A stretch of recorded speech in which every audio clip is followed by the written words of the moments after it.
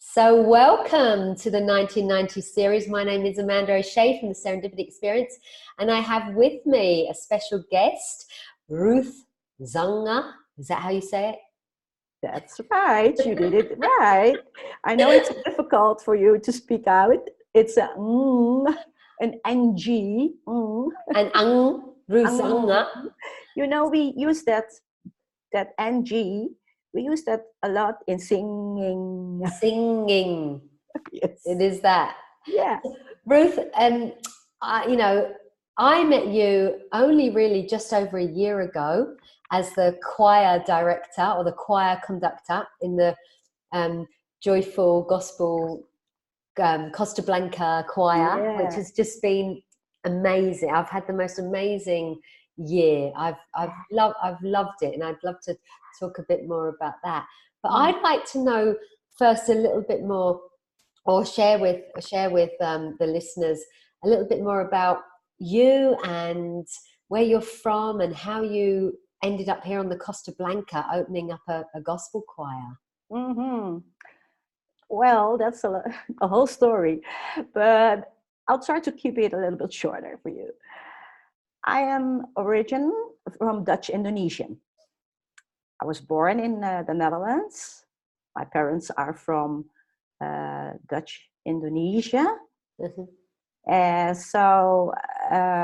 But 6 years ago, I came to Spain because Spain has always been my second country. When I was a child, we went on vacation to Spain, and actually it was my second country. So I always said, if I have the chance to go to Spain one day, I will go. And so that day came 6 years ago now. And then we started, I and Arroyo, we started up a catering because you have to live and doing things which I can do good, and it's cooking. From your style, like from Indonesian food. Yeah. So the first 1 year and a half, we had that catering, and it was hard work. But it was okay. People got to know us, and they were very happy here at Costa Blanca with an Indonesian food catering, because there are many Dutch people who knows the Indonesian kitchen. Mm-hmm. So that was okay. But deep in my heart, I wanted to sing, of course, because that's my passion. And after 1 year and a half, this opportunity came our way that we could start up a workshop in La Nucia, a gospel workshop. And we were so surprised that there were about 60 people coming to feel what it is to sing the gospel, because it's not so well known here in Spain. Yeah. So we started, and from that, our first choir came out. There were people who wanted to stay, but from the 60, only 10 stayed. And then I thought, oh, shall we do it with 10? But I thought, we're going to make it. So we started up, and with those 10 people, after 2 months that we started up, we had our first performance on a big stage, and we were shaking because 2 months, what's 2 months? New people to sing on a big stage. But we did it, and it was so fun. And from that time, the choir began to grow. So, but singing, it's not just, as you know, singing is much more for me than just singing a few notes or nice lines. Singing is, for me, is especially the gospel, because singing gospel is my passion, and I can explain and I can show people and let people feel what the gospel is. It's the good message, the good message of love, that God loves the world, and that is the message for everybody. And that's a passion, still is a passion I want to share with everyone. So what you said in the beginning, it's about love. Yeah, it's about love. It's about God's love, because God is love. It's when we're in practice even, and sometimes there's that, that feeling just comes around, and it's that, wow, people get so touched, or when we've done the concerts, and I, personally for me, the idea had never occurred to me to join a choir. The idea had never occurred to me to gospel choir. So when I saw that advert, I remember thinking, how comes I never thought about it before? I joined a rock choir for a little bit, actually, Yeah, ago. But before that, I love to sing, but to sing in a choir is kind of nice because there's freedom, because somebody else carries you, or you don't feel like you're being listened to, and I for me, the words when we're singing all together, it doesn't really matter what the individual words are saying, because there's people that are from all beliefs and faiths and religions within that choir. Yes. Right. So it's I know backgrounds. Catholics, Jewish, Christian, this, that, but it doesn't really matter. It's everyone's got to see that there's a message in the music, or there's a message in the feeling. And sometimes my hairs stand on end. We sing something, and it's like, I love that. I remember at our Christmas, we did a Christmas concert in the Dutch church in Benidorm. Yeah. And we had there was 200 or 300 people in the audience. Yeah, 300. Yeah.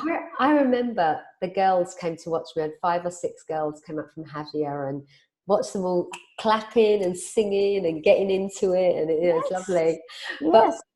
But that feeling I had when I was on that stage, that feeling was like, I am so happy right now. Like, if I drop dead here, I'm the happiest person on this planet. That's how I felt, and there's something when we're in our own joy. Yes. Like, that's all we have to be, is in our own joy. It's like the best virus in the world. That it seems to that spreads like wildfire. Wildfire. Exactly. It pours down, and it catches you, and you will be drowned in it. And the beautiful thing is that it's for everybody.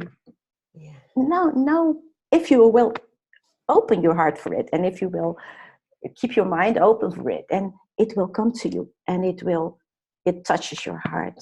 Yeah. And I've seen that so much, because you said our choir is from so many backgrounds, different people, believers, non-believers, everybody is together.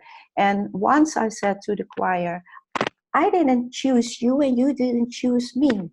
It's destiny that you were brought to that place, and that we were given to each other. That is not something we can do. Yeah. It's from God, who brings together to sing His songs, because that's what we do.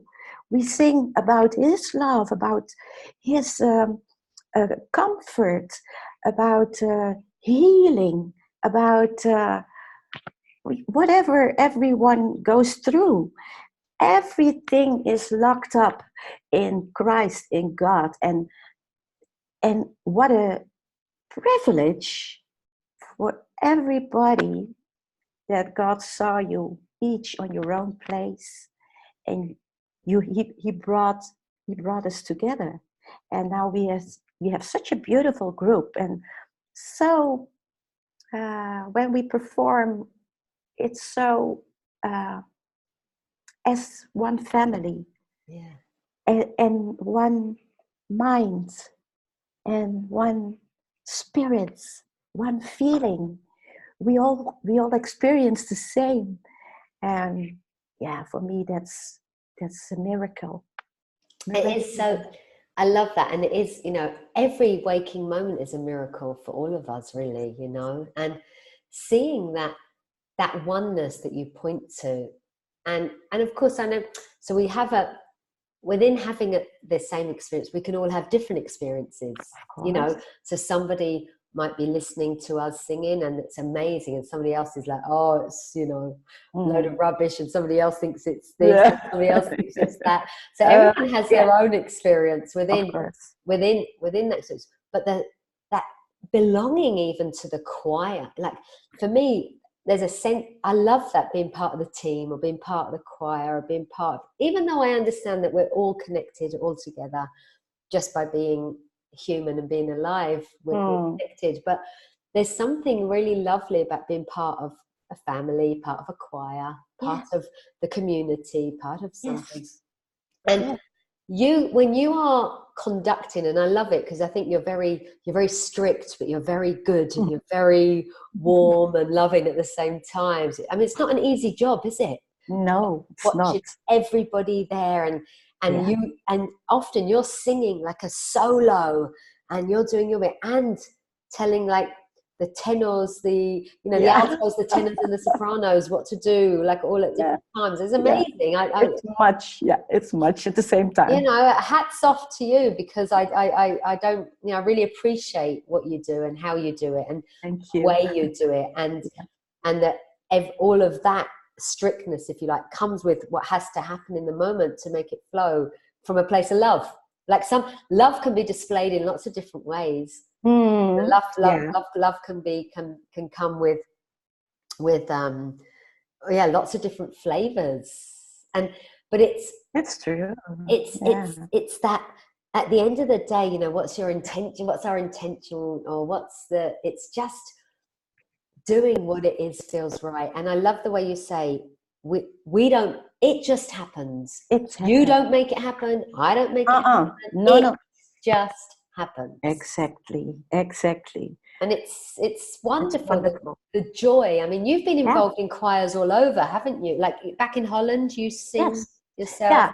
We have had our choirs in Holland too, and I started in the 80s with conducting a big choir. Myself, I started in the 70s to sing in the first gospel choir in the Netherlands. Oh, really? Yeah, and about five, 5 years, 4 or 5 years later, I was conducting that choir. And after that, we set up another choir, also joyful gospel, but not Costa Blanca, uh, joyful gospel choir. And that was in a small town in Holland, Oosterhout. That's where we lived at that time. And that was our first joyful choir. So that's why when we went to Spain, and then I thought, if I get the chance to set up a choir again, if it is given to me, it will be again joyful gospel, but then Costa Blanca. And so it was. And yeah, what you say, it's so amazing the way that I went, because I wasn't there immediately. I also had to work for it, and to um, uh, to how do you say it? Sorry, hoe zeg je incasseren? To, weet je dat in het Engels? Eh? To how do you say? I had to.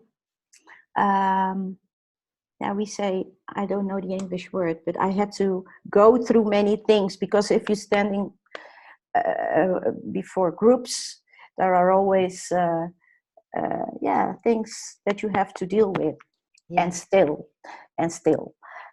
But I also learned from it, because um, if I look back in through the years, then I know I deal in a different way with the things that are coming on my path than so many years ago.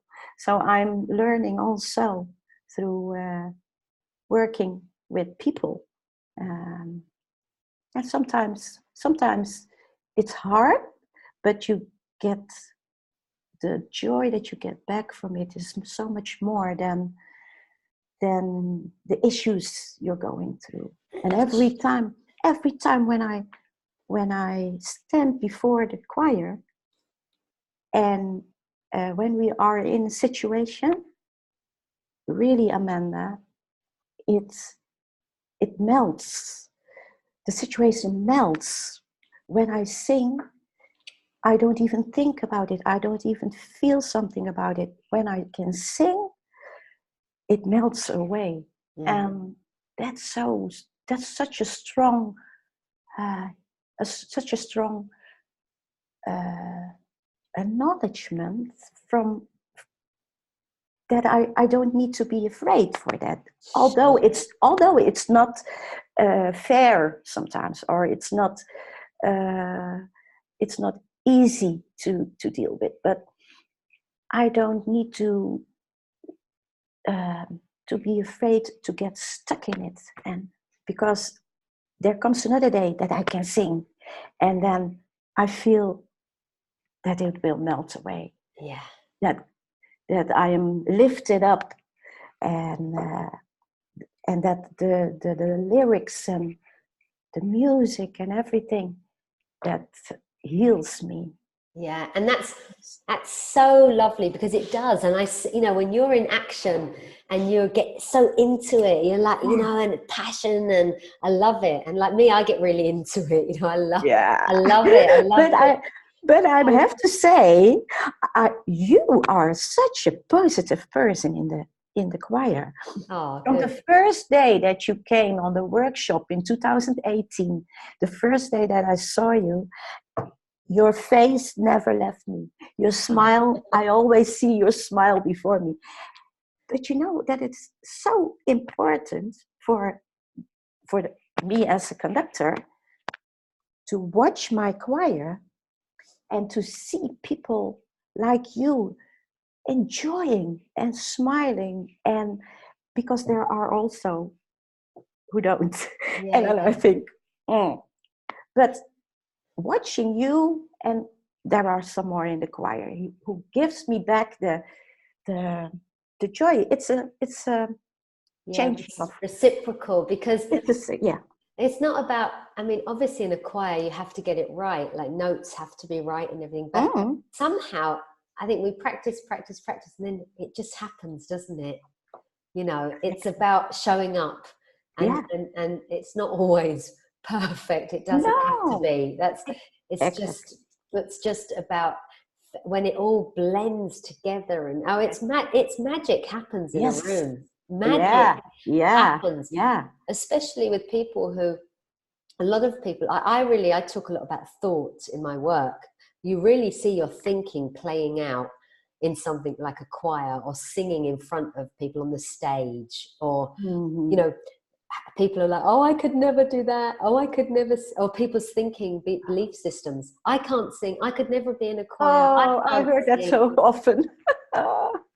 And it's like, oh, well, actually we can all sing. There's a voice inside all of us, and I know my voice could be better, or I'm sure all of us could find our voice and improve our voice. But the most important thing for me is just to show up and keep showing up. Yes, for yourself, but also for your fellow singers. And for us. And that is the loyalty you should give each other. Because in the loyalty, there's also love and acceptance of each other. And if it's all about you, me, myself, and I, you never get a part of that family. You will always stand outside of it. And it's wonderful, because you said about finding your voice. I had so many choir members also, who said, oh, I cannot sing, and I want to sing better. And when people, I think I told you once, when people come on vocal training, personal, in private, and then they they discover and they hear their inner being, because the voice, that's you. And sometimes you're not aware of your voice, but the moment that you are opening that door and dare to open yourself, because that is stepping out of your comfort zone, because your voice is so you're vulnerable when you, and then you keep your voice there. Yeah. So if you open it and you hear your voice, it's almost like being another you. Yeah. And that can touch people. I've seen so many people started to cry because they heard that what's deep inside of them, and that they weren't even aware. And that's so beautiful too. I always say it's like connecting with yourself, with a part of yourself that you never knew. Yeah. And Exactly. it's so beautiful. And getting to know yourself a little bit better. And because if you close your eyes and and you should speak, then I know I hear Amanda. Your voice is that's you. But sometimes when you're not used to sing or to use it in that way, that voice is not totally freed. Yeah. There where it wants to go. And singing is so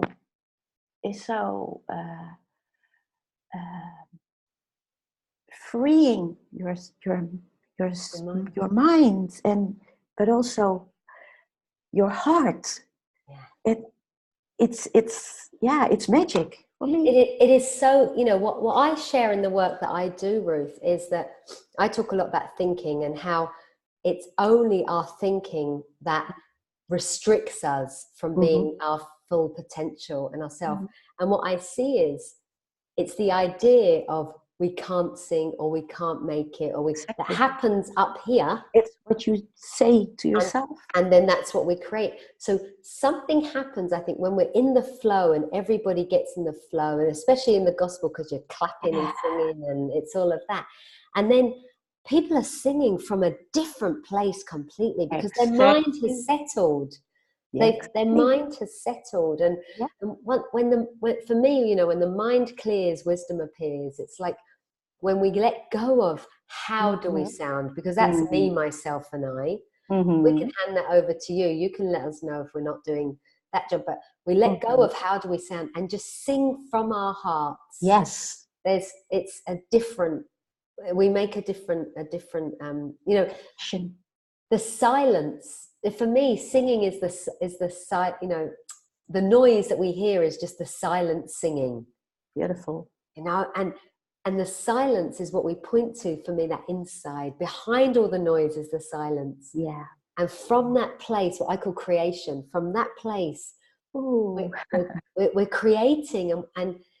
And for me, there's been, the gift. I feel like anything I ever had, maybe as a frustrated performer, I always wanted to sing and dance and play, and suddenly it's like, I've been given that gift to do that with the choir. Exactly. And so it's the performer in me, honouring the performer in me that gets to play like I am like a child. When we go on stage, I'm so excited. Yes. Yeah. Tomorrow we do. So it's like, it's amazing. And it will be. It's like that. I remember the first wedding we did, and I was watching the night, it was my first wedding, not the first wedding that I sang, and watching the Sister Act movie twice the day before. And that's all I wanted to do, was sing Happy Day and I Will Follow Him. And when I came to join the choir, that was all I wanted. Please don't sing Happy Day without me. Honestly, the joy I have. So I just want to say thank you for everything that you do. Thank you for being you. Thank you for the encouragement and the the love that you bring, and for setting this up on the Costa Blanca. There's a lot of, you know, a lot of very happy people who have, this has been, for me, it's a big part of my world now, and you and Oreo, you're a big part of my world now. So yeah, here's to more joyful singing and clapping and dancing and all of those things. I'm just spreading, for me, the message of love, or the message of God, whatever words fit right for you. But I think we're all talking about the same thing. Exactly. Oh, it was my pleasure. Pleasure to talk about. Good. Thank you for being part of the 90 and 90 series, which is 90 little conversations with 90 fabulous people over 90 days. So thank you. Thank you. Mwah. My pleasure. Duida. Ciao. See you soon. Bye-bye. Bye-bye, everybody. Hope you enjoyed this. Bye-bye.